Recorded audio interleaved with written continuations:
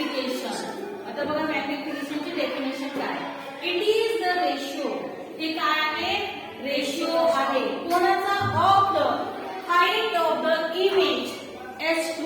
Height of the image h2 to the height of the object. हा ratio कोणाचा आहे. It is the ratio of the height of the image to the height of the object. Height of the ऑब्जेक्टला काय लिहिणार तुम्ही h1 आणि height of the इमेजला काय लिहिणार h2. समजलं पाहिजे. डेफिनेशन काय आहे. काय आहे पण सांगा. It is the ratio of height of the image to the height of the object. Okay.